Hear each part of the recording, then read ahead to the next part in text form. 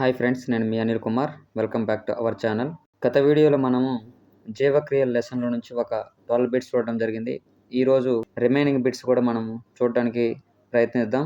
అందులో మొదటి బిట్ వచ్చేసి, జీర్ణమైన ఆహారం ఎక్కువగా ఎక్కడ శోషించబడుతుంది? Where is digested food mostly observed? సాధారణంగా మనము ఈ జీర్ణ వ్యవస్థలో చూసుకున్నట్లయితే మనం తీసుకున్నటువంటి ఆహారం నోటిలో నుంచి ఆహార వాహిక ద్వారా జీర్ణాశయానికి చేరుతుంది. జీర్ణాశయం నుంచి చిన్న పేగులోనికి, చిన్న పేగులో నుంచి పెద్ద పేగులోనికి, పెద్ద పేగు నుంచి పూరీషనాళంలోనికి, పూరీషనాళం నుంచి పాయువు ద్వారా బయటికి రిలీజ్ చేయడం జరుగుతుంది. అయితే ఈ జీర్ణమైనటువంటి ఆహారం ఎక్కువగా ఎక్కడ శోషించబడుతుందంటే, సాధారణంగా నోట్లో పిండి పదార్థాల యొక్క జీర్ణక్రియ అనేది కొంత భాగం జరగడం జరుగుతుంది.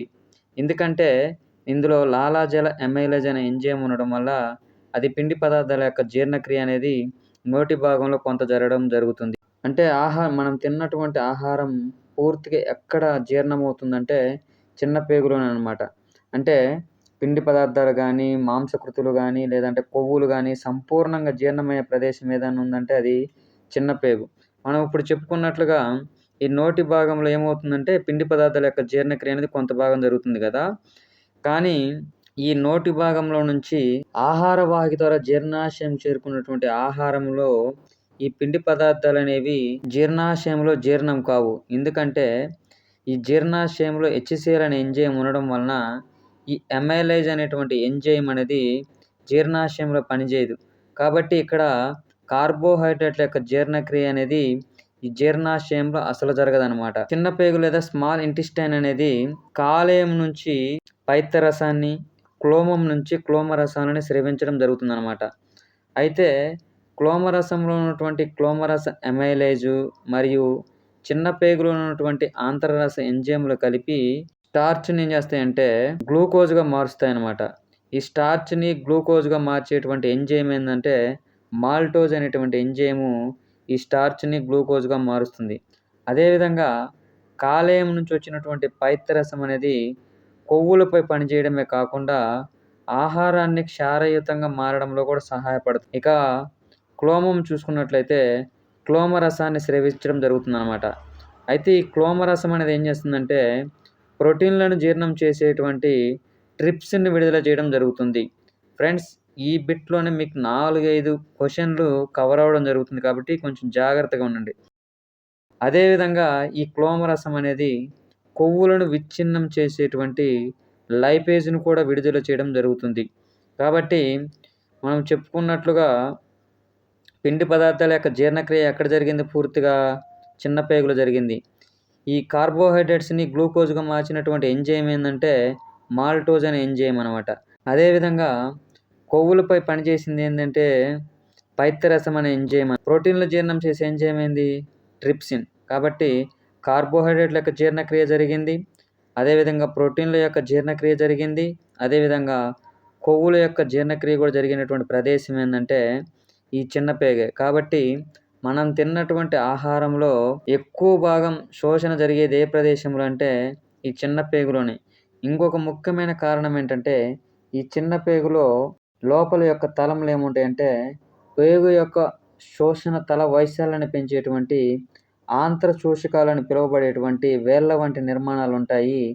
ఇవి జీర్ణమైన ఆహారంని రక్తంలోకి శోషణ చేసుకునేందుకు కూడా ఎక్కువగా రక్తనాళాలను కలిగి ఉండడం జరుగుతుంది. Next bit. జీర్ణాశయంలోని హైడ్రోక్లోరిక్ ఆమ్లం యొక్క ప్రధాన పాత్ర ఏమిటి? What is the main role of hydrochloric acid in the stomach? Option 1 రక్తాన్ని శుద్ధి చేయడం. ఆప్షన్ 2 ఆక్సిజన్ను సరఫరా చేయడం. ఆప్షన్ 3 జీర్ణక్రియకు అనుకూల వాతావరణాన్ని కల్పించడం. ఆప్షన్ 4 హార్మోన్లను ఉత్పత్తి చేయడం. ఫ్రెండ్స్, జీర్ణాశయంలో జఠర గ్రంథులు అనేటువంటివి హైడ్రోక్లోరిక్ ఆమ్లం లేదా హెచ్‌సిఎల్‌ను స్రవించడం జరుగుతుంది. ఈ హెచ్‌సిఎల్ అనేది ఆహారాన్ని ఆమ్లయుతంగా మారుస్తుంది. ఎందుకంటే మన నోట్లో నుంచి వచ్చినటువంటి ఆహారం అనేది మొదట క్షారయుతంగా ఉంటుంది. ఆ తర్వాత జీర్ణాశయంలోకి చేరిన తర్వాత ఈ హెచ్‌సిఎల్ యొక్క ప్రభావం వల్ల అది యాసిడ్ మీడియంలోకి మారుతుంది. అనగా ఆమ్లయుతంగా మారడం అనేది జరుగుతుంది. ఇక్కడ ఇంకొక బిట్ కూడా చూడండి జాగ్రత్తగా. నోటిలో ఉన్నటువంటి ఆహారం యొక్క స్థితి ఏమని అడిగినప్పుడు క్షార స్థితి అనేది గుర్తుపెట్టుకోవాలన్నమాట. ఇక ఈ జీర్ణాశయంలో ప్రోటీన్లను జీర్ణం చేసేటువంటి పెప్సిన్ అనే ఎంజైమ్ కూడా ఉండడం జరుగుతుంది. గత బిట్‌లో మనం ఏం చెప్పాము? చిన్న ప్రేగులో ఏ ఎంజైమ్ ఉంటుంది? ట్రిప్సిన్ అనే ఎంజైమ్ ఉంటుంది. అది దేనిపైన పనిచేస్తుందంటే ప్రోటీన్‌ల పైనే పనిచేస్తుంది. అదేవిధంగా జీర్ణాశయంలో ప్రోటీన్‌లను జీర్ణం చేసేటి ఎంజైమ్ ఏముందంటే పెప్సిన్ అనమాట.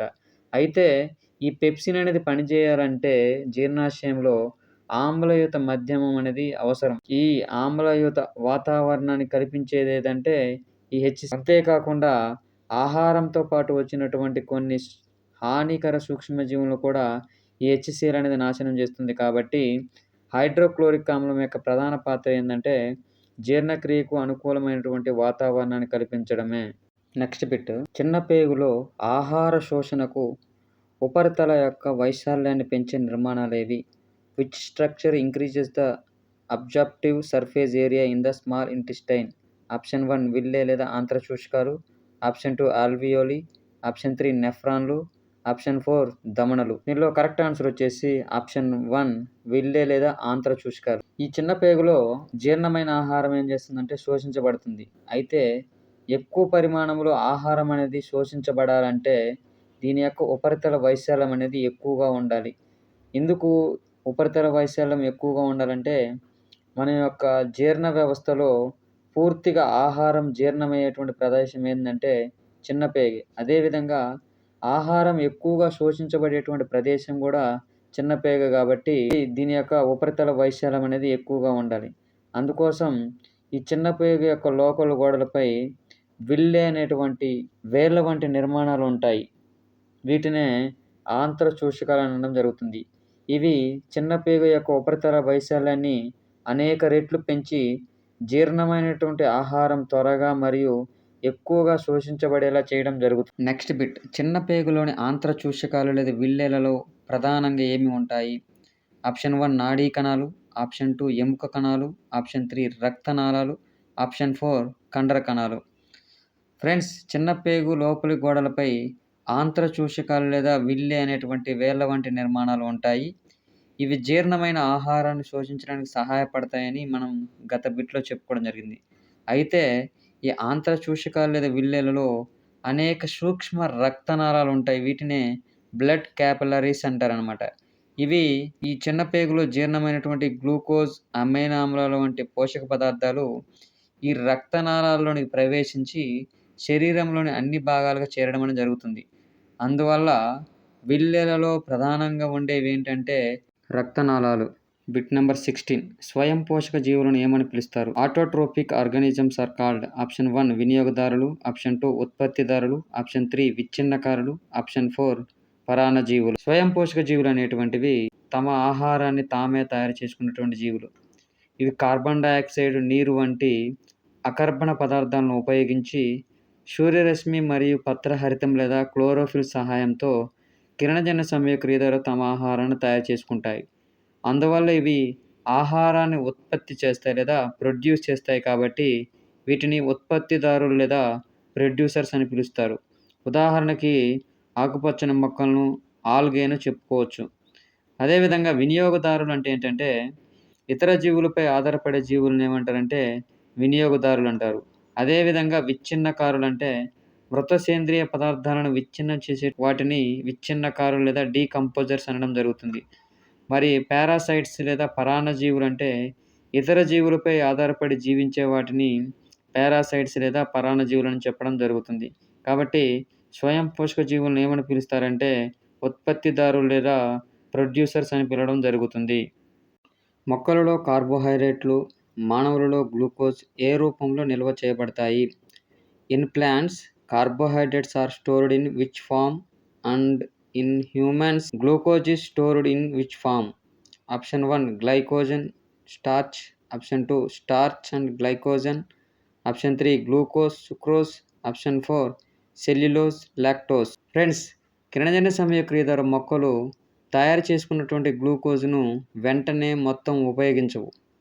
అందులో కొంత భాగాన్ని స్టార్చ్ లేదా పిండి పదార్థం రూపంలో నిల్వ చేసుకుంటాయి. మొక్కకు అవసరమైనప్పుడు మాత్రమే తిరిగి దీనిని ఉపయోగించుకోవడం జరుగుతుంది. అదేవిధంగా మానవులలో కానీ ఇతర జంతువులలో అదనంగా ఉన్నటువంటి గ్లూకోజ్ అనేది గ్లైకోజన్ రూపంలో నిల్వ చేయబడుతుంది. ఇది ప్రధానంగా కాలేయం మరియు కండరాల్లో నిల్వ ఉంటుంది. కాబట్టి మొక్కలలో ఆహారం అనేది స్టార్చ్ రూపంలో నిల్వ చేయబడుతుంది. అదేవిధంగా మానవులలో గ్లూకోజ్ అనేది గ్లైకోజన్ రూపంలో నిల్వ చేయబడడం జరుగుతుంది. ఫ్రెండ్స్, ఈ వీడియో మీకు నచ్చినట్లయితే లైక్ చేయండి. అదేవిధంగా మనకి హైప్ అనే ఆప్షన్ ఉంటుంది. హైప్ కూడా కొట్టినట్లయితే మరికొంతమందికి మన వీడియో చేరువయ్యే అవకాశం ఉంటుంది. అదేవిధంగా మీకు తెలిసిన ఫ్రెండ్స్కి షేర్ చేయండి. ఇప్పటివరకు ఇంకా ఎవరైనా వీడియో చూడనటువంటి వాళ్ళు సబ్స్క్రైబ్ చేయనట్లయితే సబ్స్క్రైబ్ చేయడం మర్చిపోకండి. కిరణజన్య సంయోగక్రియలో కాంతి శక్తి దేనిగా మారుతుంది? During photosynthesis light energy is converted into option 1 యాంత్రిక శక్తి, ఆప్షన్ 2 ఉష్ణ శక్తి, ఆప్షన్ 3 రసాయనిక శక్తి, ఆప్షన్ 4 విద్యుత్ శక్తి. కిరణజన్య సంయోగక్రియలో మొదట పత్రహరితం లేదా క్లోరోఫిల్ అనేది సూర్యరశ్మిలో ఉన్నటువంటి కాంతి శక్తిని గ్రహిస్తుంది. ఈ గ్రహించినటువంటి కాంతి శక్తి రసాయన శక్తిగా మారుతుంది. అయితే ఈ రసాయన శక్తి అనేది తర్వాత గ్లూకోజ్ మరియు పిండి పదార్థాలలో నిల్వ చేయబడడం జరుగుతుంది. అందుకే మొక్కలు తయారు చేసినటువంటి ఆహారాన్ని తిన్నప్పుడు మనకి శక్తి అనేది లభించడం జరుగుతుంది. అంటే మొదట సూర్యుడి నుంచి వచ్చినటువంటి కాంతి శక్తి మొక్కలలో రసాయన శక్తిగా నిల్వ చేయబడుతుందన్నమాట. కాబట్టి కిరణజన్య సంయోగక్రియలో కాంతి శక్తి దేనిగా మారుతుందంటే రసాయన శక్తిగా మారుతుంది. కిరణజన్య సంయోగక్రియలో జరిగే క్రింది దశలను సరైన క్రమంలో అమర్చండి. Arrange the following steps of photosynthesis in correct sequence. Option 1 లేదా ఏ కార్బన్ డయాక్సైడ్ను పిండి పదార్థాలుగా మార్చడం, బి పత్రహరితం ద్వారా కాంతి శక్తిని గ్రహించడం, సి కాంతి శక్తి రసాయన శక్తిగా మారడం, అదేవిధంగా నీటి విచ్ఛిన్నం. కిరణజన్య సంయోగక్రియ అనేది 3 ప్రధానమైనటువంటి దశల్లో జరగడం జరుగుతుంది. ఓల్డ్ టెక్స్ట్ బుక్లో చూసుకున్నట్లయితే డిఫరెంట్గా ఉంటుంది, అంటే కొంచెం ఎక్కువగా ఉండేది లేదా మ్యాటర్ అనేది చాలా ఎక్కువ ఉంది. బట్ కొత్త టెక్స్ట్ బుక్లో మాత్రం చాలా సింపుల్ వైజ్గా చేసి ఇవ్వడం జరిగింది ఈ కిరణజన్య సంయోగక్రియ అనేటువంటి దాన్ని. అందులో మొదటిది ఏం చేశారంటే స్టెప్ 1 పత్రహరితం అనేది కాంతి శక్తిని గ్రహించడం అనేది జరుగుతుంది. మొక్కల యొక్క ఆకులలో ఏముంటుంది?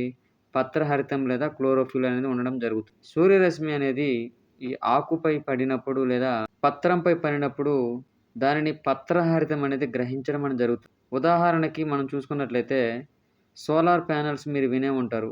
ఆ సోలార్ ప్యానెల్ పైన ఈ సూర్యరశ్మి పడినప్పుడు ఏమవుతుందంటే అది దాన్ని పట్టుకోవడం జరుగుతుంది. అట్లాగే పత్రహరితం కూడా కాంతిని అనే దాన్ని పట్టుకోవడం జరుగుతుంది. స్టెప్ 2 చూసుకున్నట్టయితే కాంతి శక్తి అనేది రసాయన శక్తిగా మారడం, అదేవిధంగా నీటి విచ్ఛిన్నం అనేది జరగడం జరుగుతుంది. మొక్కలు గ్రహించినటువంటి కాంతి శక్తిని అది నేరుగా ఉపయోగించుకోలేదన్నమాట.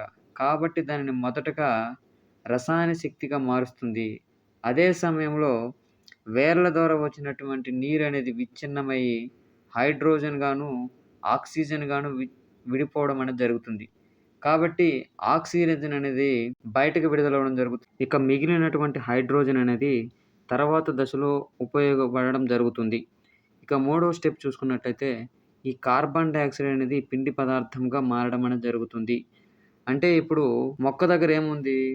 ఆక్సిజన్ అనేది బయటకు రిలీజ్ చేయబడడం జరిగింది. ఇక మిగిలింది హైడ్రోజను. అదేవిధంగా సూర్యుడి నుంచి గ్రహించినటువంటి కాంతి శక్తి దేనిగా మారిందన్నాము? రసాయన శక్తిగా మారింది కదా! అది కూడా ఉంది. దానితో పాటుగా గాలిలో నుంచి వచ్చినటువంటి కార్బన్ డయాక్సైడ్ కూడా ఉండడం జరిగింది. ఇవి 3 కలిసి ఈ గ్లూకోజ్‌ను తయారు చేయడం అనేది జరుగుతుంది. తర్వాత ఈ గ్లూకోజ్‌ను మొక్కలు స్టార్చ్ లేదా పిండి పదార్థం రూపంలో నిల్వ చేసుకోవడం జరుగుతుంది. కాబట్టి ఈ కిరణజన్య సంయోగక్రియ ప్రక్రియలో ఆహారం అనేది నిజంగా తయారయ్యే దశ ఏదైనా ఉందంటే అది 3వ దశ. అదే కార్బన్ డయాక్సైడ్ అనేది పిండి పదార్థాలుగా మారేటువంటి దశ. కాబట్టి కరెక్ట్ ఆన్సర్ అనేది మీరు ఆ ఆప్షన్ చూసి చెప్పవచ్చనమాట. ఈ లెసన్‌ని ఎక్స్‌ప్లెయిన్ చేసేటప్పుడు మీకు రాస్తూ ఎక్స్‌ప్లెయిన్ చేయాలనేటువంటి ఆశ ఉంది గానీ, మన దగ్గర అంతకు తగినటువంటి ఎక్విప్‌మెంట్ అనేది లేదు కాబట్టి ప్రెజెంట్ నేను అలా ఎక్స్‌ప్లెయిన్ చేయలేకపోతున్నాను. కానీ ఫ్యూచర్‌లో మీకు ఖచ్చితంగా నేను ఎక్స్‌ప్లెయిన్ చేస్తూ ప్రతిదాన్ని కూడా అర్థవంతంగా చెప్పేటట్టు ట్రై చేస్తాను. అదేవిధంగా ఫ్రెండ్స్, ప్రతి వీడియోని కూడా మొదటి నుంచి స్కిప్ చేయకుండా చివరి వరకు చూడండి. నెక్స్ట్ మనము శ్వాసక్రియ గురించి చెప్పుకుందాము. శ్వాసక్రియ తర్వాత విసర్జక వ్యవస్థ అయిపోతుంది. దీంతో మొదటి లెసన్ జీవక్రియలు అనేది కూడా అయిపోవడం జరుగుతుంది. కాబట్టి దీంట్లో మిస్ అయినటువంటి ఏదైనా బిట్స్ ఉన్నట్టయితే అవి నేను టెస్టులు తయారు చేస్తున్నాను కాబట్టి యాప్‌లో అందులో మీకు అందుబాటులో ఉంచడానికి నేను ట్రై చేస్తాను. కాబట్టి ఫ్రెండ్స్, మీకు తెలిసినటువంటి ఎస్‌జిటి గాని, ఎస్‌ఏ ఫ్రెండ్స్ గాని ఉన్నట్టయితే మన ఛానెల్‌ని షేర్ చేయండి. ఇంకా ఎవరైనా గాని సబ్స్క్రైబ్ చేయండి. లైక్ చేయడం మర్చిపోకండి. All the best friends.